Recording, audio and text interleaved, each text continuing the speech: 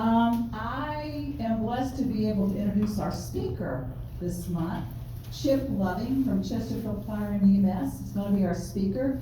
He has many wonderful sharings.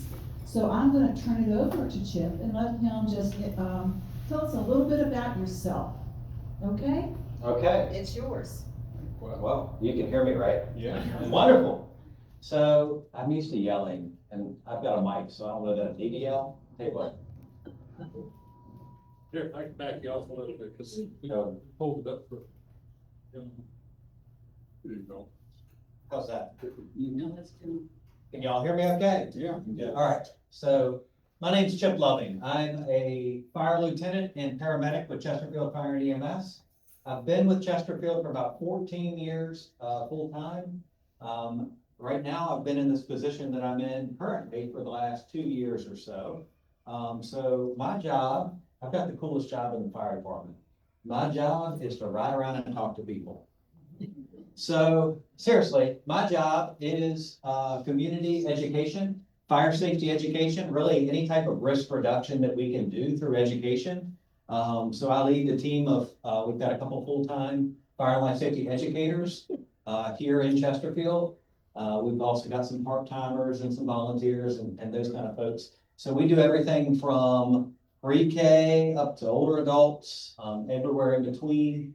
Sometimes we're, in businesses teaching fire extinguisher safety, all the way to, like I said, the preschool programs. I did a program here at this building with the kids that were here in the gym. I did a program there with Station 9 a few months ago. So that's just kind of who I am. I want to jump into today talking about our department a little bit. Some of the different things that we do, and I'll breeze through this because I really want to focus on fire safety. So I've got a lot of things to mention and talk about here. So I'm going to jump over to my slides. So, perfect. There we go. So we're an all hazards organization. We respond to any type of fire or emergency, fire or EMS, medical emergency, hazmat situations. Hello. You name it. If somebody calls 911 and they're not sure who to send, they send us. So we have to have a lot of training to be able to really take care of whatever the situation needs.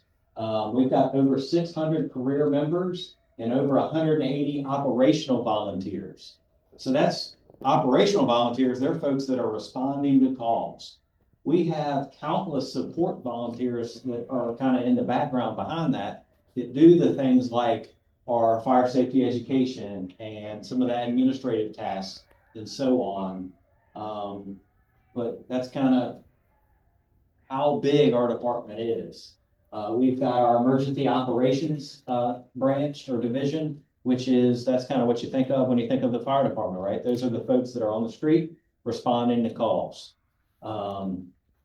We have a community risk reduction section, which is what I fall under, where we do everything from enforcement, and we have fire marshals that do code enforcement, we have plans review folks that do inspections on the kind of beforehand. And then we've got, my team that does education, and so on. So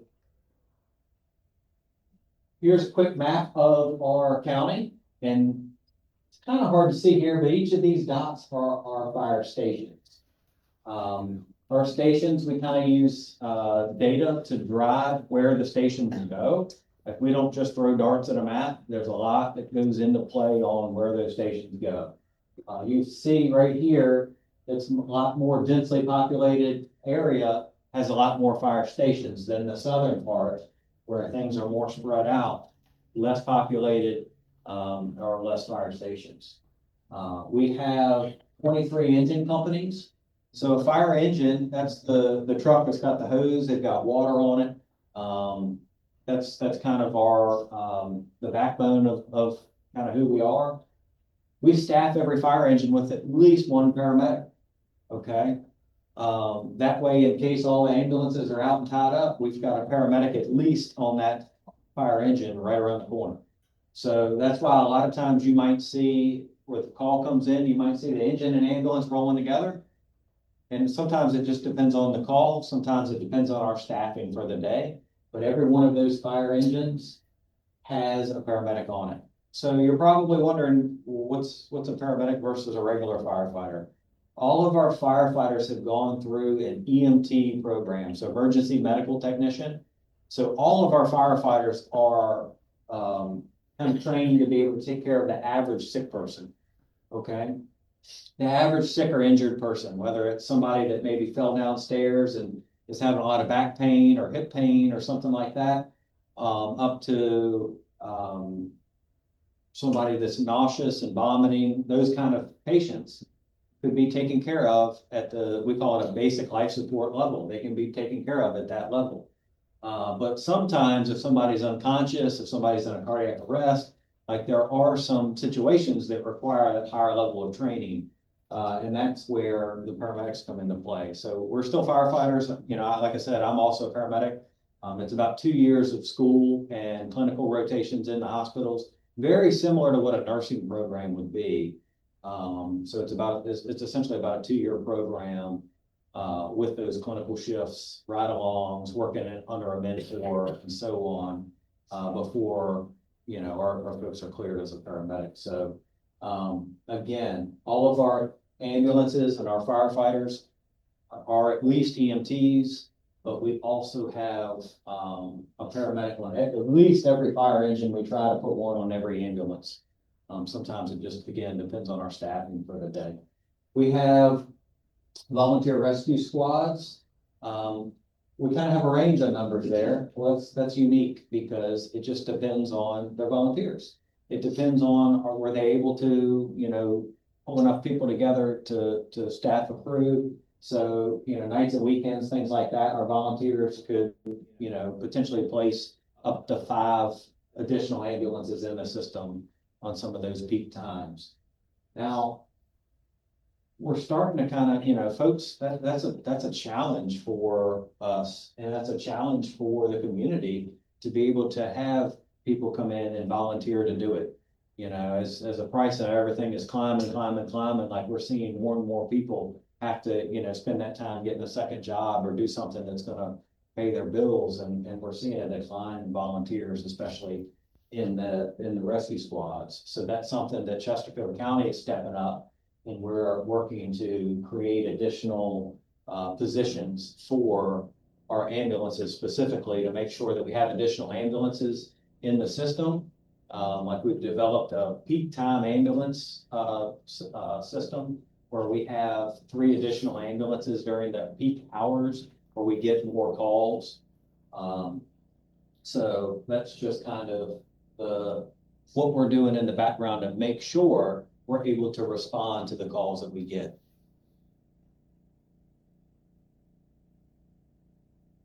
Like I said, we respond to all hazards. Yes, we do fire suppression. Yes, we do, medical care in the back of an ambulance. We also have a partnership with the Virginia State Police for our med flight program, where we put 2 firefighter paramedics on a helicopter that is piloted by a state trooper. It's right out of Chesterfield Airport, and they deliver every kind of really anybody that needs that medical transport by helicopter. If they're really far from the hospital, for example, traffic is bad, those situations, we've got them right here in the area. What's super cool is down on the southern end of the county, like down along Lake Cheston and stuff, if we had somebody that was a really critical patient down there, it might take 30, 40 minutes to get to our trauma center by ground, where it could take 7 minutes to get there by the air. So that's just an example of some of the kind of additional things that we do. They also, because it is a state trooper, they do some police missions. Their number 1 priority is medical transport, but they do have a hoist. I don't know if any of you guys follow the department's Facebook page, but they'll do some like hoist operations out in the mountains and stuff like that. If there's a hiker that has an injury and can't make it off the mountain, and they don't have, you obviously can't get an ambulance on the side of a mountain. they can rappel down from that helicopter and be able to make rescues that way. So that, again, those are our firefighter and paramedics that are doing those rescues. We do vehicle extrication, which is if somebody's trapped in a car crash and unable to get out, we cut the car from around the patient. Sometimes that's as simple as just popping a door open. Sometimes that's a lot more complicated, kind of as you see in that rather small picture here behind me. Everything from collapse rescue, confined space rescue, vertical rescue, we call that our technical rescue. So we have a technical rescue team. We have hazmat response. We have both scuba and swift water. It's typically the same folks that are doing those tasks, but we do have water rescue capabilities right here in Chesterfield. We also have a partnership with the Air National Guard for a specific helicopter program called the Helicopter Aquatics Rescue Team. They call it HART.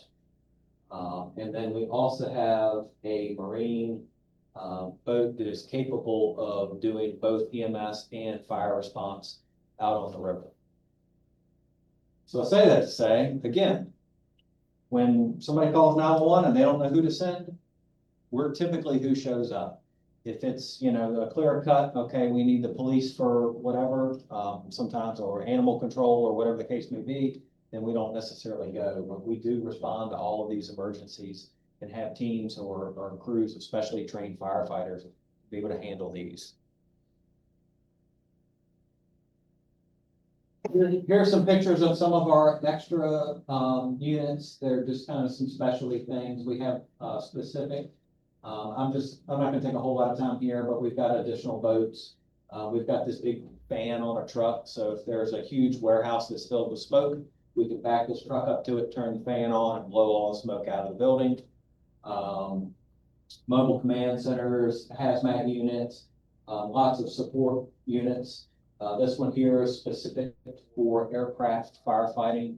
It's located at the Chesterfield County Airport Fire Station. There is a station right there at the airport for in case there is an aircraft emergency, we're equipped to be able to deal with it.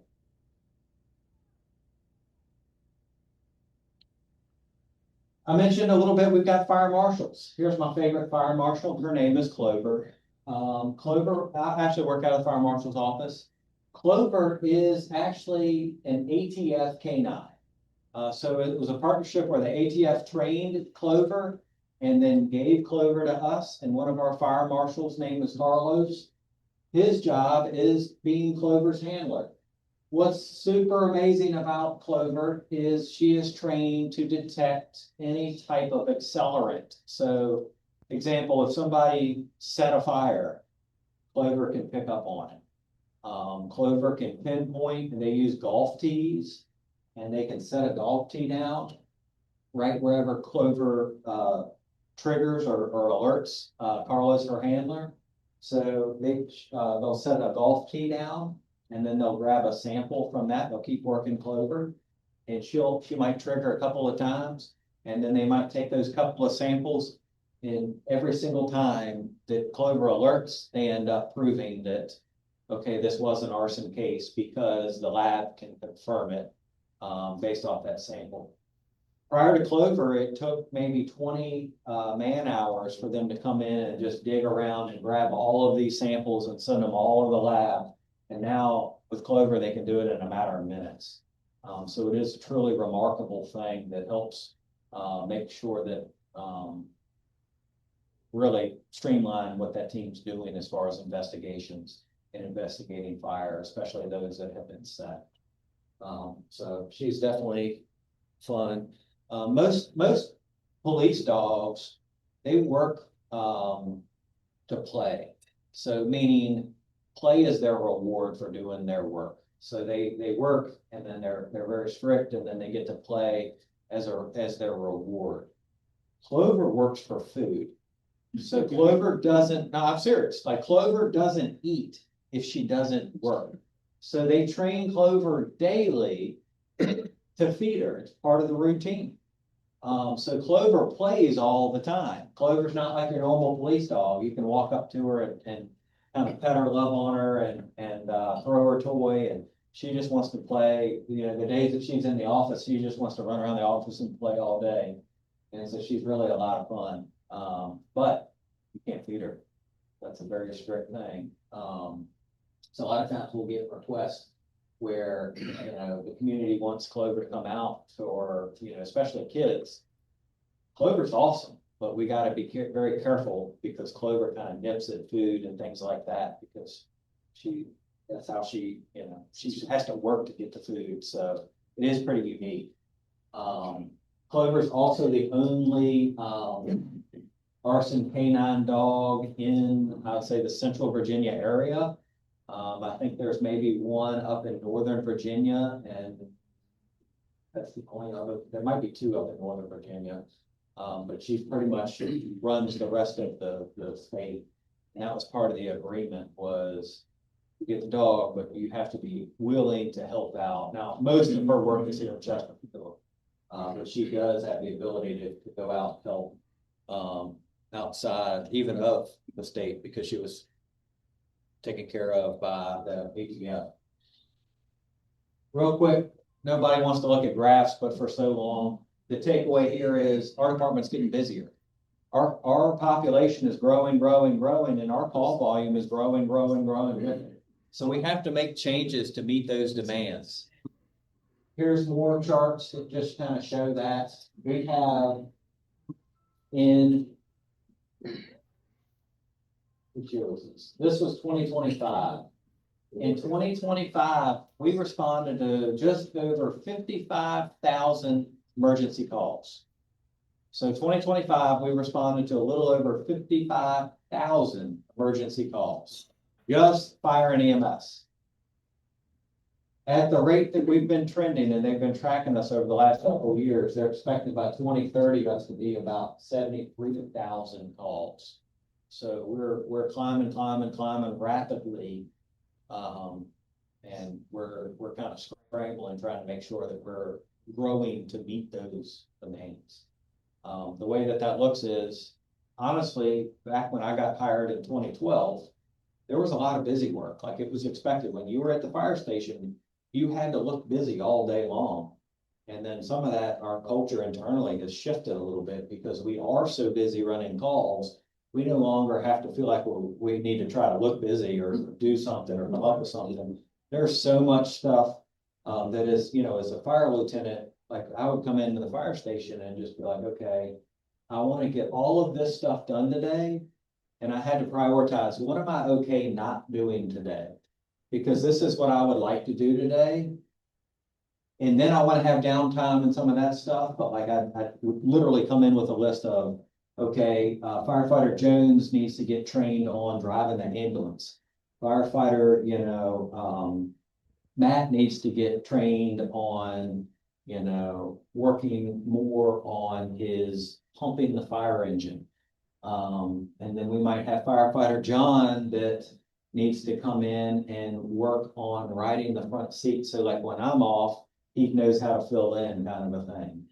And then calls and things would come in and would just derail us, and we'd have to be like, okay, we only got to one of those today. So that's some of us in growing. We're constantly training the next person to kind of start filling that next role, and so on. Question, Yes. what percentage of calls are false alarms or negligent or? All right. So Could you repeat the question? the question was, what percentage of calls are false alarms or kind of negligent calls? I would tell you that I don't have the data specifically in front of me, but for like a fire alarm, for example, a fire alarm call for us, like this building has an alarm system. And if that fire alarm goes off, they're going to send a single fire engine here. They're going to come lights and sirens, but it's going to be a single fire engine. That's because probably 99% of the time it is a false alarm. And it's not necessarily that somebody set the alarm off, like negligence. Could just be that there's an issue with a sensor that's failing. or a wiring issue where it's triggered an alarm that's not necessarily somebody that's negligent. So just the fire alarms in general, it's about 99% of the time, it is a false alarm. But it's that 1% that you get there and there's something burning and somebody's life is on the line and you're like scrambling on the radio, calling for more help, because a standard, if we came here for a building fire, like, so the difference is if you called and said, okay, there's a fire here, they're gonna send a minimum, and it depends on the building and the occupancy and the size, but they're gonna send a minimum for a house. 4 fire engines, 1 ladder truck, one safety officer, 2 battalion chiefs, 1 ambulance. That's for just a house fire. Now, if you say a church, they're gonna add a few more units to it. If you say it's at Johnston Willis Hospital, they're gonna add more units to it. Versus a fire alarm when they're sending a single engine. That's because that's just kind of how we adapt to the majority of those are false calls, but we still have to take it seriously. We still have to address it. And hopefully there's nothing to it, but occasionally we show up and there's something going on. You know, that the over 55 communities, there are 2 Mhm. that I know about, and I talk to people, that they actually have an annual party for the fire department close to them, because they would come and pick people up that had fallen down, Mhm. just pick them up. That was all they had to do. Yeah, and so we do that. If somebody falls and can't get up, we'll help. Mhm. Okay? It's a wonderful service. And, sometimes if somebody continues to fall, it's fine for us to come out and help today. And it's fine for us to come out and help tonight. And it's fine for us to come out and help tomorrow. And it's fine for us to come out and help tomorrow evening. And it's fine for us to, and so on. You guys get where I'm going with this. But then there comes a point of maybe we need to slow down and stop just reacting to the fall. Maybe let's get ahead of this and find out why are they falling. And so we also have a team, we call it Mobile Integrated Health. They're essentially firefighter, paramedics who are like social workers, and we can send them out and they'll go in and try to determine the root cause and see, maybe it's just a resource. Maybe it's something as simple as, well, they fall every time they get in the shower. Maybe we can just help them install a grab handle when they're getting out of the shower, or maybe they're tripping over their rugs that they've got laying all over the place, throw rugs and those kind of things can pose a tripping hazard. So as pretty as they are, maybe it's time that we roll them up so that we're not continuing to fall. So we do a lot of that stuff that kind of where we start to look at once somebody starts getting, calling a lot, we try to look at it and say, well, why are they calling? We're not going to say no. If you're on the floor and you can't get up, we're going to come help. But maybe we can follow up and try to determine why we're falling and what we can do. So that's just a good example of some of kind of what we do. And a little bit of kind of my job is education, because sometimes we can learn some things. I'm gonna keep rolling so that we've got time for questions. I really haven't even gotten fire safety stuff yet. So our goal is to be on scene in 9 minutes, or 7 minutes in the urban areas, 12 minutes in the rural areas. So what I mean by that is we take about 1.5 minutes for that 911 call. The way it works is our 911 call center, it's a big room. There's lots of people, everybody in there is trained to be able to take the call. So it typically goes to one of the, there's a group of people that typically, and they're set up this way. So in this one area, they might get the call and they say, okay, 911, where is your emergency? That's the very first question. What's the address? If they get nothing else out of you, they want the address. Because then they can send lots of resources to you. If all you can get out is the address, they at least want to know that first. Then they try to weed down and figure out, okay, is this a fire response, a police response, a medical need? What is the need here? And then they kick that over to, then there's dispatchers. they're gonna stay on the phone with you. So that call taker's on the phone with you and they're entering things in the computer, typing as fast as they're talking to you. They're wearing headsets and everything, and they're just sitting there just typing along. And then they're also talking to the dispatcher who's dispatching us. So they're still talking to you, they're still getting information, and they're putting it all in the computer and sending it to us. So they're doing all of this. Their goal is minute and a half or less to have us dispatched. They're figuring out where's the call, what's the call, what kind of units need to go, and get us in a minute and a half or less. Our goal is to be out the door in a minute and a half or less. So that means we could have just gotten back from a fire, all been in the shower, and trying to get cleaned up so that, we're ready for the next call, and the call comes in, we've got to get out of the shower, get the soap off of you, get out of the shower, put on your regular clothes, get out to the unit, put on your fire clothes, get in the unit, seatbelt on, out the door, minute and a half or less. So we practice. The same thing as if it's at 2 a.m. versus 2 p.m, minute and a half is our goal. But we actually shave that. It's about a minute is our goal during the daytime. But the goal is to be out quick. Drive time, lights and sirens help, but the reality is they don't make up that much time. So we can't save much in the drive time. Where we could save is right here, or even call prevention. So sometimes we try to work through and do some of that stuff. Have you decided whether you have lights and siren on? That's a great question. So we have computer software essentially that determines the type of call, and then it plugs in the correct response package. So for example, do a simple one. Somebody fell and has no injuries. They're going to get a fire engine, no lights and sirens. Somebody fell with injuries. They're going to find out what kind of injuries. Did they lose consciousness?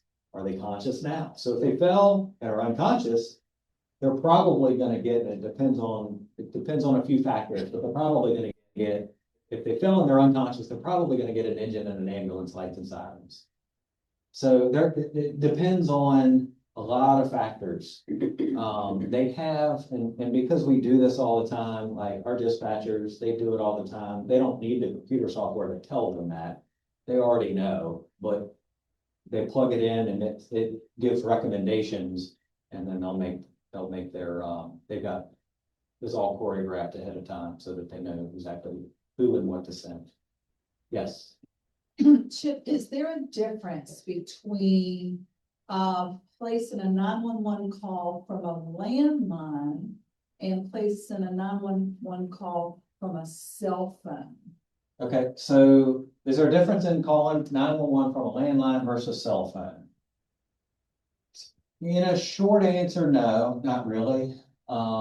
Here in Chesterfield, the technology is really great that if I call it from my cell phone, they would be able to see that I'm standing right here in this building. But not every locality has that, and it's still technology and it might not always work.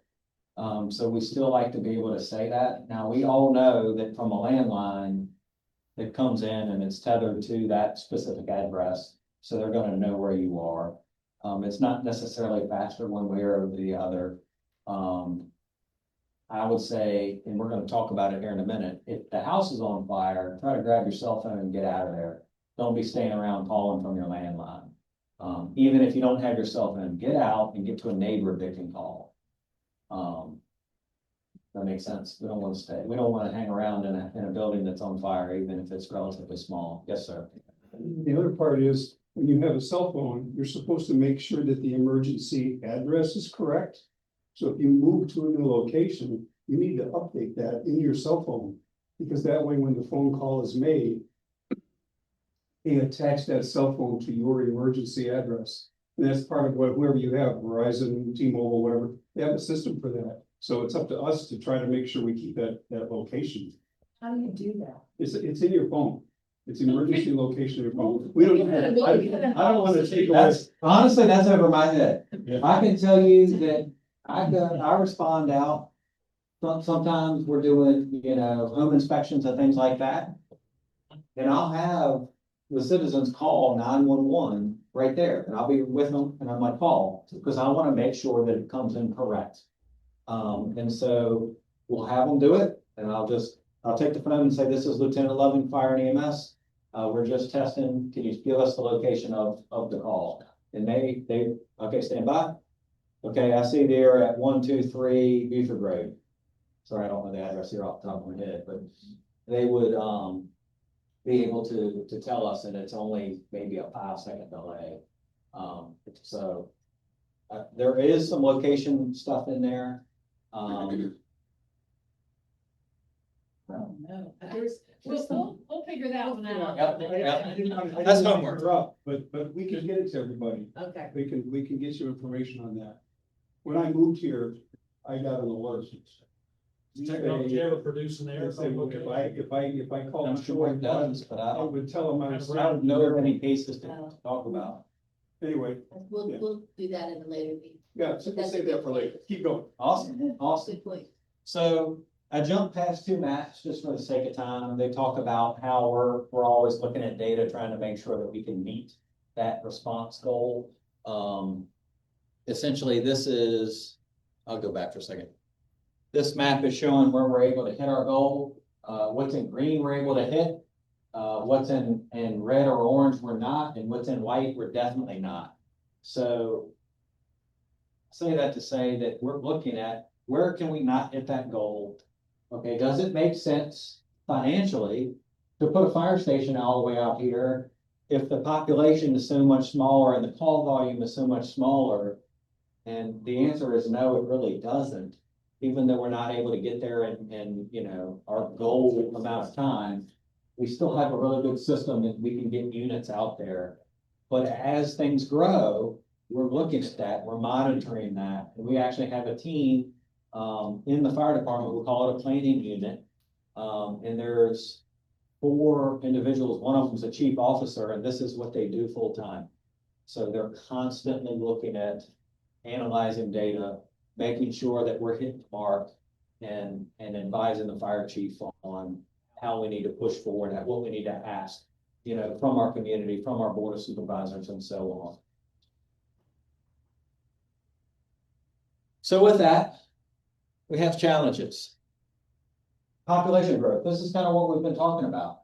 So Chesterfield County, we are, data the other day, we're just over 401,000 residents. We're growing at a rate of about 20 residents a day.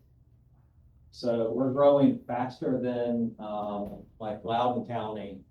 And it's just because Loudoun County is pretty much maxed out at this point. We're the next Loudoun County. We are growing. So you compare Chesterfield County, we have 400,000 residents, 446 square miles with 23 fire stations. You look at Cincinnati, Ohio, their population is only 315,000. Their square area is only 80 square miles, and they have 26 fire stations. So way less area, quite a bit less population, and they've got more fire stations. You look at Pittsburgh, Pennsylvania, their area is 58 square miles, 309,000 population with 30 fire stations. St. Louis, Missouri, same thing. Now, I don't have the data to show the calls. I would guess that their calls are up compared to ours, which is how they justify adding all those fire stations. But you look at that and you know, it actually kind of looks like we're behind the mark here, and we're trying to play catch up. As the county's growing, we're already planning on our next fire stations, and we're working through the board of supervisors and everything to secure funding for the next fire stations. So all that kind of stuff's happening in the background. So if you hear, oh, they're building another fire station, do we really need it? The answer is yes, we really need it. We have an age wave here in Chesterfield. So the population of 65 and older is the fastest growing population in Chesterfield. What we're also finding is that folks like to age in place. We've got more healthcare facilities coming that are being built here in Chesterfield. We've got, I'm going to brag on us, a really good 911 system. we've got lots of support. So folks are able to stay home rather than go into, retirement community or even nursing homes and some of those assisted living facilities. So we're seeing folks that just want to stay home, and I don't blame anybody for wanting to stay home.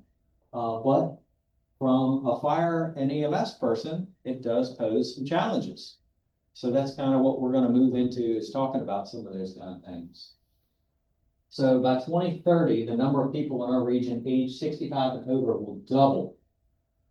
And those aged 85 and over will be tripled based off the rates that we're climbing.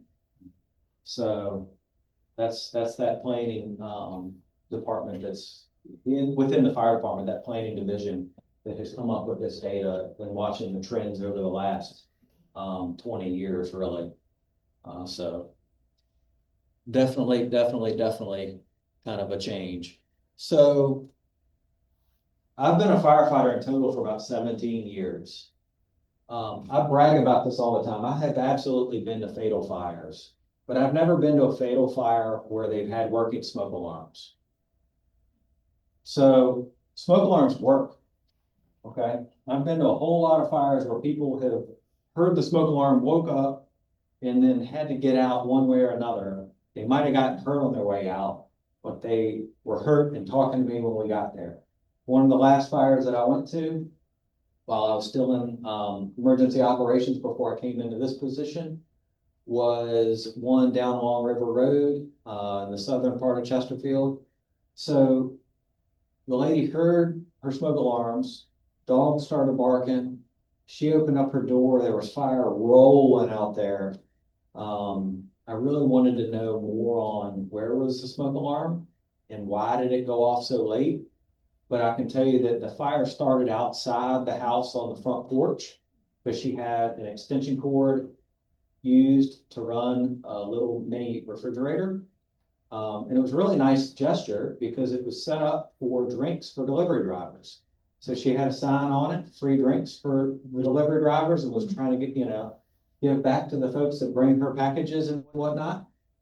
But that extension cord got overheated, started a fire, it burned up the front of the house, got into the attic, was burning into the attic, made it through the front, and this is the progression of fire, because fire likes to burn up and out. So it made it up, out, pretty much burning the roof off of the house. She's still asleep. Smoke alarm's inside, protected by sheetrock, so it's inside.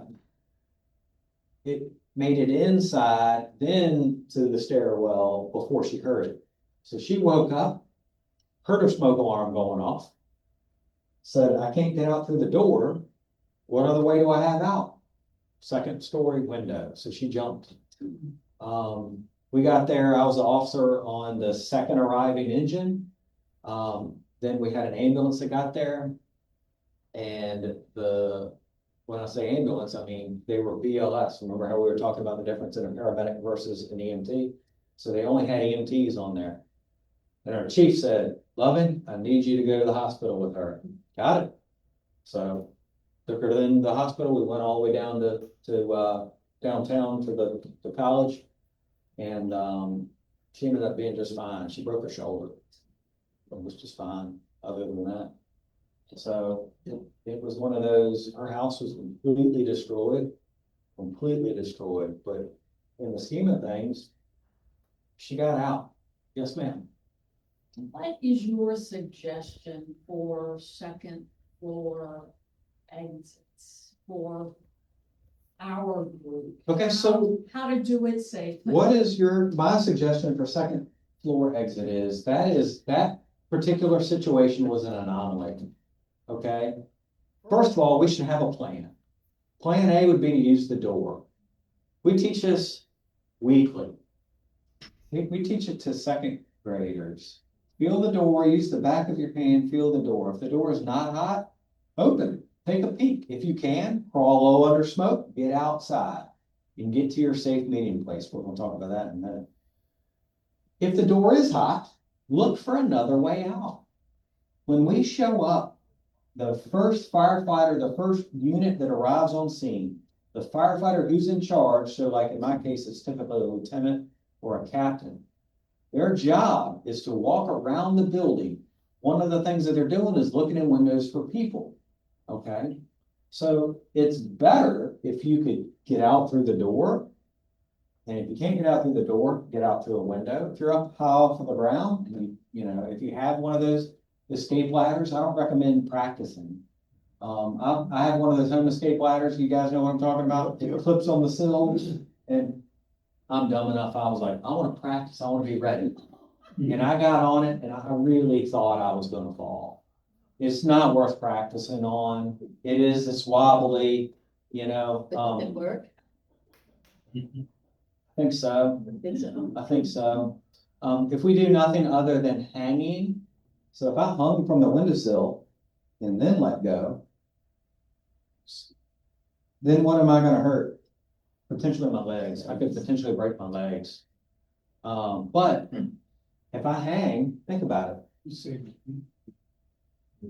Think about where I am in the building right now. In the fire. How far am I from the ceiling? Maybe 2 or 3 feet, right? you just cut the distance in half. So I've cut the distance in half just by hanging.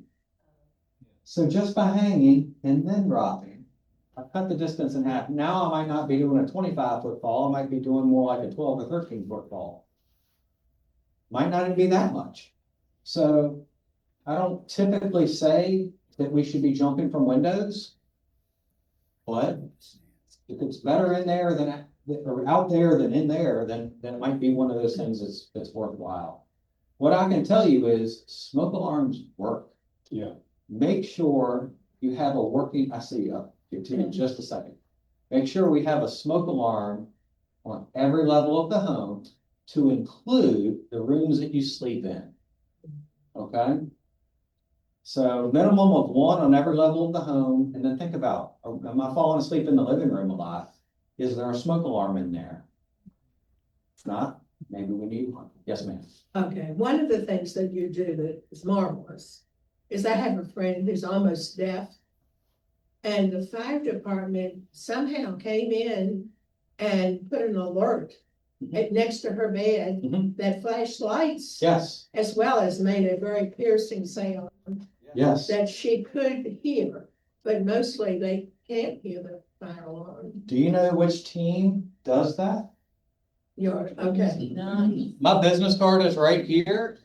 For those of you that are maybe tuning in, I've got an easy email. Loving, spelled just like it sounds.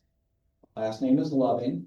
C as in Charles, Loving C at chesterfield.gov. Now my business card is right here. For those that might be, joining us online, please reach out to somebody if you didn't get that, but it's lovingc at chesterfield.gov. We provide those for free. We'll come out and make sure that you've got them working.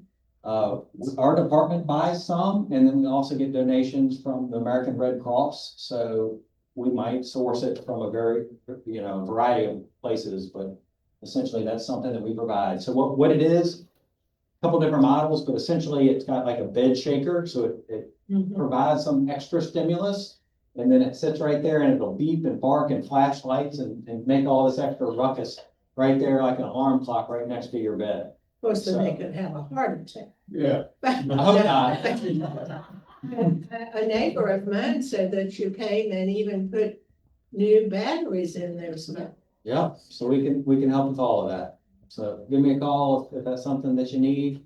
Call or an email, shoot me an email. I get email on my phone. I left my phone at home today. Feel kind of odd without it, but I get my email on my phone. So usually I can see, if you email me, I can see it faster than if you called my office because I'm out and about so frequently. But yes, so that's absolutely something that we do. Yeah, but for this group, this is good information. It's a pretty wonderful Yeah, thing it is. to do. So we know we want to put smoke alarms in our sleeping areas. We want to make sure that we've got at least one on every level of the home. We should be changing the batteries. They used to say twice a year. And then what the National Fire Protection Association is saying, NFPA, they're actually saying we're over servicing them. You don't need the one. It's just every year is all you need. So change your battery every year. Maybe pick your birthday, it could be the first of the year, just something that you're gonna remember. Change the battery in the smoke alarms once a year. Smoke alarms, they've got a shelf life, even if they're in use. After about 10 years, they're not as effective. So after 10 years, when you change your batteries, pull it down, look at it. If it has a date on it, go off that date, whatever it was manufactured. If it's more than 10 years old, it's time for a new one. So many of them now are hardwired. Unfortunately, we're not allowed to get in and mess with the hardwired alarms. They're wonderful because they provide power through your normal house current. And then the battery's only for a backup in case of a power outage. But they don't let us get in unless you go buy the exact same model that's just a plug-in. They don't let us get in and messing with the wire nuts and pulling that stuff down. But I say that to say is call and we can at least come out and look. Yes, ma'am. Did they last 10 years also, Smoke alarms? the electric ones? Yeah. Yes, all of them. And the issue is the sensors in them. They kind of wear out over time or become, they can become less sensitive.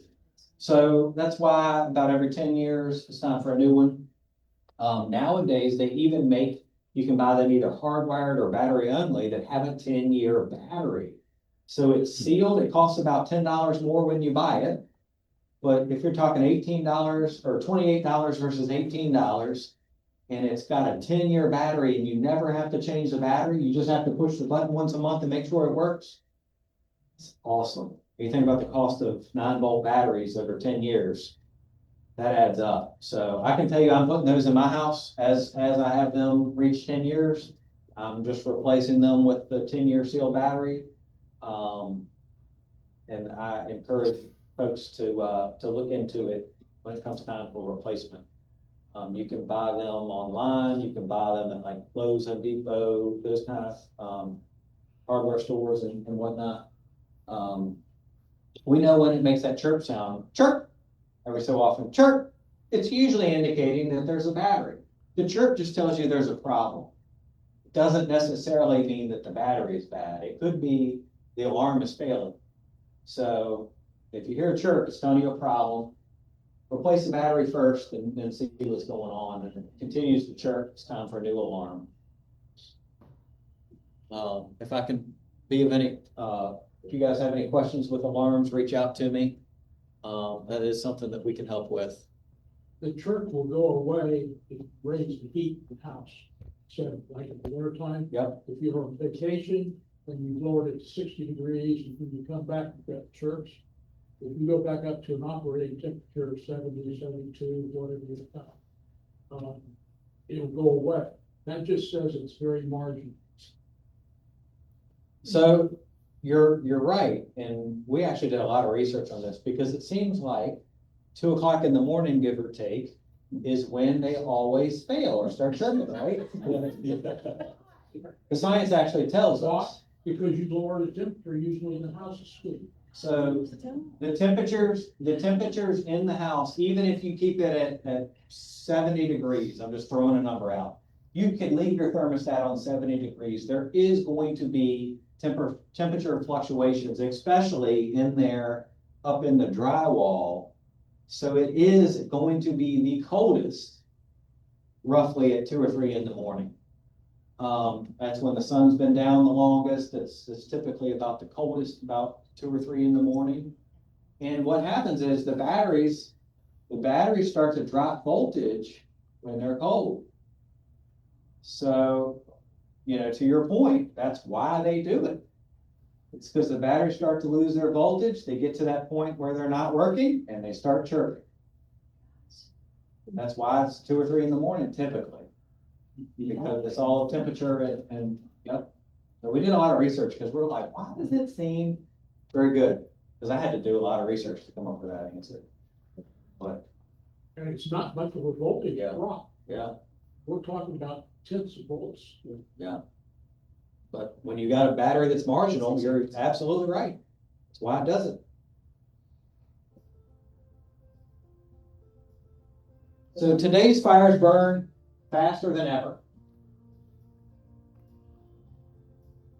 Our building materials are different. Our home furnishings are different. So like our couch, we used to use a lot of like natural fibers, things like that, cotton, stuff like that. Now it's all polyester, it's plastic, it's much more flammable.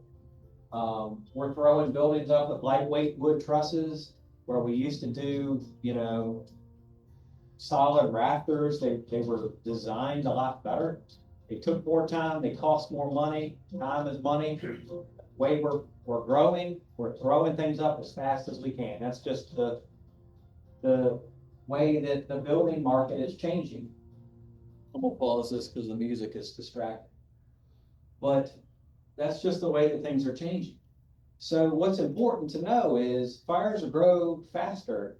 If a fire starts, it's going to grow and spread faster than it ever did. It's because of the type of materials and everything from the home itself to the things that we're putting in the home. Now, what I would suggest is have a plan, okay? That's what this is talking about. Have a plan. This is an activity we actually do with fourth grade. We have dry erase boards. We go to, there's about 4,700 kids in fourth grade in Chesterfield County Public Schools. And then there's a whole host of private schools. We try to go around to every single one of those schools. We work with all the fourth graders. And this is one of the activities that we do with them is we have them draw. It's not their home. We just have them all draw a basic home and then we give them some grid paper, they can go home and draw their own home. But we want them to plan their home fire escape plan and do this from each room. Okay, which way am I going to go out? I want to use the door, so I would go out this way, but my backup might be using the window. Same thing for you guys. Make a plan. Have an idea of what you're going to do and try to make sure that you've got a backup plan. I talked about that safe meeting place briefly. Talk to everybody who you live with and come up with a safe meeting place. It could be anything. It could be the mailbox. It could be the end of the driveway. It could be a tree or a bush or a parking space. It doesn't matter what it is. It just matters that you all know where to meet. That way, in case you get split up or separated, you can meet up and know that you all got out.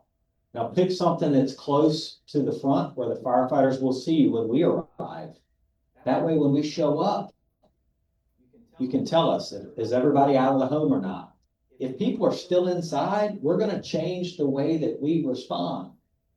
If we know that people are inside, we're going to be faster to move in there. We're going to potentially put our firefighters at a little bit more of a risk. It's calculated, but it's a little bit more of a risk because if somebody's in there, we're going to do everything we can to help get them out. Conversely, if everybody is out of the home, and you say we're safe, we're all outside, now we can slow down, we can focus on putting out the fire and the firefighter safety. So it's really a big difference in how we react and how we respond if everybody's out of the home or not. We really want to know that. Do you put animals in the same category as people? The correct answer for my chief would be no. So the difference is if you and your family are inside, and I'm the first arriving engine, I'm the lieutenant on the first arriving engine, and you say you've got people inside, I'm taking my crew in before we've got any other firefighters there, and I'm going in to get them. The difference is that if it's a pet or anybody else, we're still going to go get them, but I'm going to wait until the second unit arrives. It might even be an ambulance, but I'm going to wait until I at least have backup before I'm taking my firefighters in. But that way, in case we fall out or something happens or whatever, we've got somebody that can provide support to us and help get us out. Now, that's actually an OSHA rule. We didn't just come up with that. So everybody know who OSHA is? Okay. But that's one of those, we're allowed to violate that rule if we're making an immediate rescue. Now, we're going to save pets. The reality is I've been a firefighter for 17 years. I've never saved a person from a burning building. I've never pulled a person out. I have saved countless pets, countless. Like, I honestly have no idea. There was one specific call that we ran. It was a doggy daycare. My fire engine was tasked with get the dogs out. Don't care how you do it, get them out. There's a business across the street here or across the parking lot here. they're opening up their doors and just letting you get them in. The staff from the doggy daycare is over there. So just get all the dogs and get them over there and they'll figure it out. And so there was 3 of us. We went in and we 3 of us took 77 dogs out of that one building.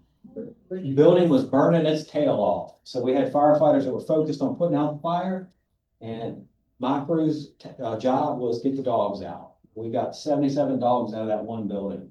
So I say that to say those dogs were fine. To my knowledge, none of them were even needed any medical attention or anything like that. But it was a bit of a delay because we waited until I was like the 3rd engine on that particular call before we got them out. But we save animals all the time. We absolutely care about your pets. We're going to do everything we can to get them out. And just tell us. And the same thing, if you're at your sick meeting place and you've got pets inside, tell us. Let us know, because that is going to change how we respond. Yes, ma'am. Isn't there still a sticker to put on a window that there is an animal in the house? Yes, so there are some stickers. It's not widely used, so we're gonna go in every single fire. We're going to go in and we're going to look for people. We train to expect fire and expect victims. We're going to get in there as soon as we can and check every single room for pets, people, all of the above.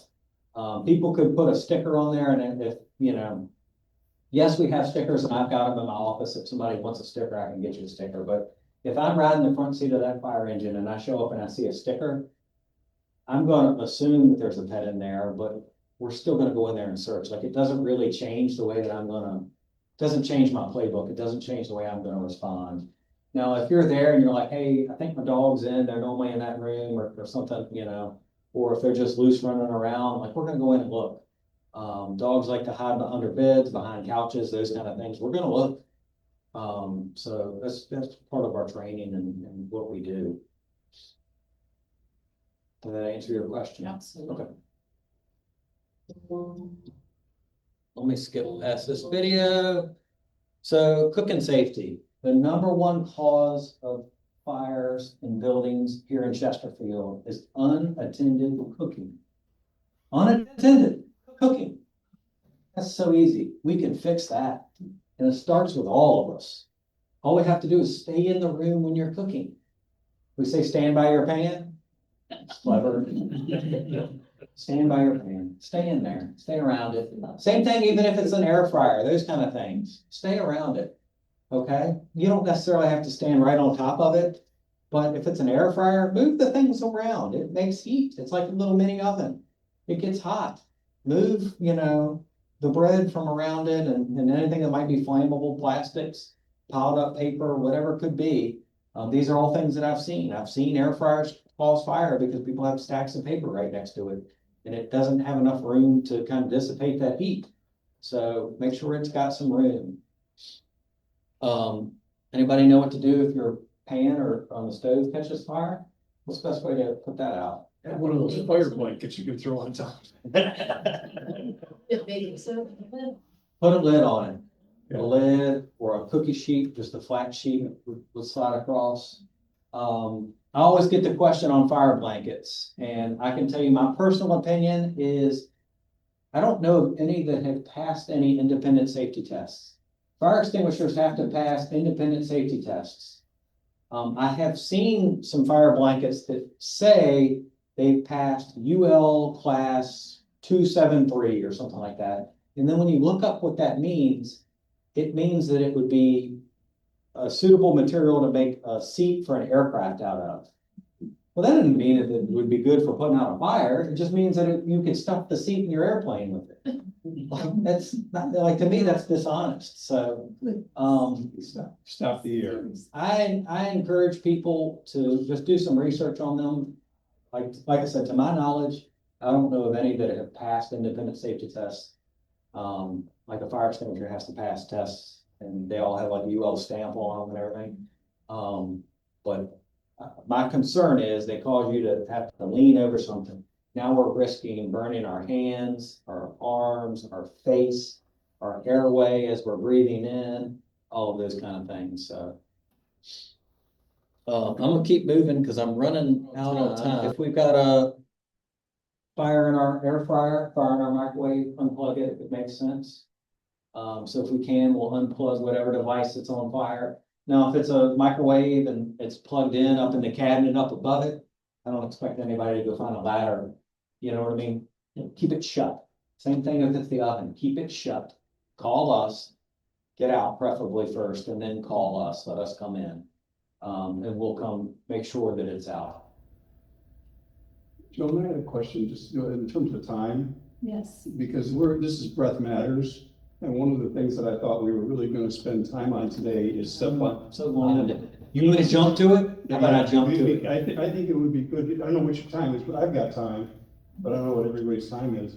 But I'm really interested in what to do with my oxygen concentrator, my oxygen tubes and all of that stuff. Because we're supposed to be telling you that we're in a house with oxygen, Yeah. and I only learned that recently. All right, so does everybody know there's a device? It's called a fire safe oxygen valve or nasal cannula valve. But it's a little valve, they're about $15, you can buy them online. That goes into your tubing, and it's a fusible link that can shut off the flow of oxygen if too much heat gets around it. I didn't know that. So we can look them up online. I only recently found out about them because I was chatting with my chief about it, about coming here today. And he said, hey, do you know about this? And I said, I don't. And we looked it up and we're actually considering maybe buying some for the community. But it's a little valve, it literally just plugs into the oxygen tube and it's got a fusible link. It's called fire safe cannula valve. And it's just, if it gets hot, so example, if there's a fire, it can trip and shut off the flow of oxygen. Whether that's on a tank or a concentrator or anything like that, it'll just trip and just close the valve. But then if that plastic melts around it we have those green tubes, Sure. and they're full of oxygen, Right, which is the right. one thing a fire wants. Yeah, okay. So do you have specific things that we should be thinking about, talking about in those? All right, so first of all, no open flames. Think about that. If you've got gas appliances in your home, that's an open flame. So everything from water heaters, do you guys have gas water heaters? It's just things to think about, right? Do we have a gas water heater? If so, I'm not saying that you need to go buy a new water heater immediately. I'm just saying to think about where are you using oxygen? Is it right next to the water heater? If so, let's move to another room. Okay, maybe that's something where we need to consider moving a TV or wherever your bed is or something like that. So you're moving away from that. Same thing for stoves. If you guys have a gas stove that uses open flame, we can't be smoking near an open or smoking. We can't be on oxygen near that open flame. So if you're cooking, and you've got an open flame, just something to think about, right? Yes. Nobody once thought of that. Yeah. Never once thought about a gas stove or the hot water heater because I have caregivers going in to take care of people. That's not on our checklist. Those two things are not on our checklist. I'm concerned. Yes, now. When I use my oxygen concentrator's in my bedroom, but I've got 50 feet of hose that I walk around the house with that. And I'll be honest, it's a 2 or 3 liters. Yeah. And I'll go work at the stove with it in my nose, but I'm being careful not Is to it get. an electric stove? No, it's a gas stove. Is it? Yeah, but I gotta tell you, the oxygen is really far away from it. But on the other hand, if I've got one of those green tanks, it's basically a bomb. You know, if it's not taken care of. And so it's really difficult if I followed everything to the absolute, then I'd be kind of like I was locked in a little room with my oxygen, I can't do anything, which is I don't wanna do. Absolutely, no, I understand. So I'm trying to figure out what's the right give and take, as long as I'm ambulatory and Sure. mobile. Sure. There's some things that I do, and honestly, right now, I take the cannula off and put it on a chair before I go to the stove. Yeah. But I really don't, I don't see. So that's a good idea. There's something good to think about, and also think about if you've been on a cannula maybe laying in bed. Okay, your bed, it's a mattress, it's got airspace in it. All of that airspace is now gonna be full of more oxygen, so there's like 21% oxygen in the air. As soon as you start pumping in oxygen or concentrating oxygen, whatever the case may be, whether it's a green bottle or a concentrator, it's going to accumulate more oxygen in that area. That might not be 21% anymore, it might be 22, it might be 25. But it's going to, fire likes to breathe, it likes oxygen. Yeah. So in doing that, it's now a more densely oxygenated area, which would make a fire react much quicker. You know, we're already talking about our materials in the home. Right. They're already more flammable. The homes are more flammable, especially if they've been built within the last, 20 years or so. But my general comment is, like, if my house catches on fire. Yeah. My oxygen concentrator is gonna burn out. It's a piece of plastic and Right, metal. right. It's gonna stop working. Right. But if I've got 4 green tanks in that closet, I would think you'd wanna know where they are before you ever will come anywhere near the house. And so the reality is they're a lot safer than you think. And they're designed to cover a lot of pressure. They are. That's They are. comforting to hear. They're a lot safer than you think. Yeah. Quite frankly, I wouldn't be that concerned with it. I could take a hose line in there and stand on top of it and go like, and just flowing water and putting out the fire. And So you're not, if Is it's, it not gonna explode? but if it's in the fire and it's like, if we throw it in a Oh, okay. concentrated area of Then it fire, would. eventually the tank would rupture and then it would create, the fire would spread a lot more. Like fire likes to breathe, it likes oxygen. as a scuba diver, you have the same problem with scuba tanks. Because they're at 2,000 PSI, and if they crack open, they're gonna shove air into the room. And oxygen's in that air. So this is one thing I really wanted to hear today. Yeah. How you all think about the green bottles. Yeah. Because if you're not worried about it, is because Not as much. if they're closed and they're shut, they should last a long time. I'm more concerned with open flames around the concentrated area. So whatever, you're not obviously in bed next to it. Like you think about the bed, and that's what I've seen. We had an incident here in Chesterfield a few years ago. Somebody was smoking on home oxygen. And 5 kids lost their lives. I had an uncle that smoked with oxygen. That's so stupid. Yes, ma'am. I was in bed sleeping. It was a lightning and thunder. And I was asleep. And I woke up because I could smell something.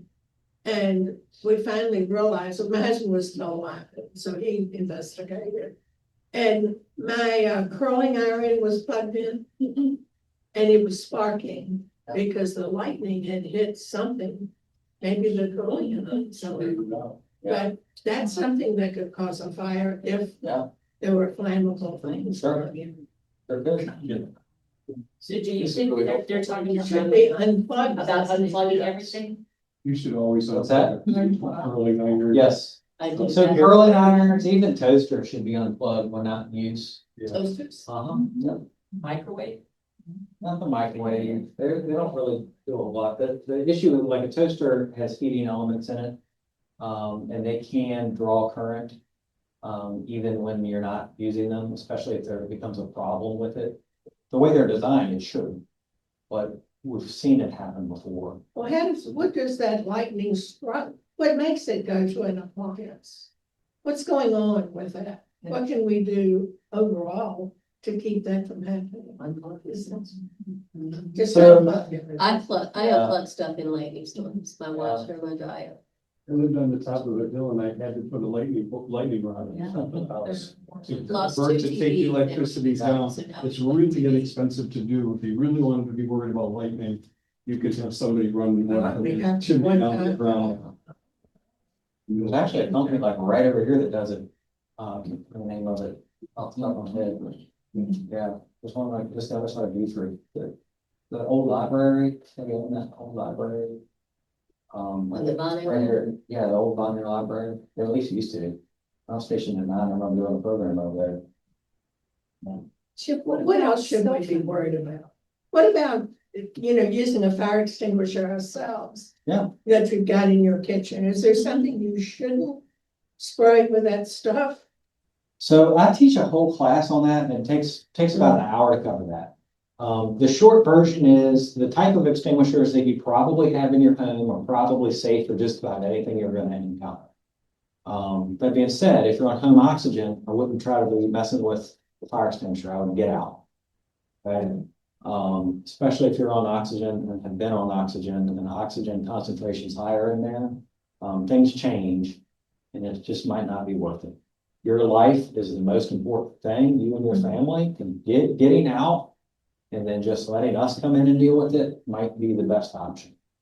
So having that plan is number one. We want to make sure we've got working smoke alarms. We want to think about when we're on oxygen and, and around open flames. I'm not saying you can't cook, but I'm just saying be cognizant of it. Do some research there, and I encourage you to look into that a little bit more. The cord getting tangled up is probably a bigger risk than. Yeah, exactly. Chip, I got one last thing. Yes, ma'am. Is it a smart idea for individuals on oxygen to notify the station logistically close to them that would come to their house? Like if the electricity goes out for an extended period of time and the oxygen needs electricity or whatever, don't they need to notify you that? The short answer is probably not. It never hurts to tell us, but just understand that in a county with a population of over 400,000, we can't remember everybody that's on oxygen because there's probably thousands at this point. Joan, when this came up in one of our meetings a while back, we're supposed to tell Dominion Power. We're supposed to tell the people who provide us electricity, because if our electricity goes out and they know that in this neighborhood, there are houses that need oxygen and they're running it, they're gonna make sure that they do different things. So it's not the response people, it's the people who provide us electricity. So we need to let them, for me, it's Dominion Energy. I'm assuming most of us it is. We need to let them know. And I think there's a number you can call.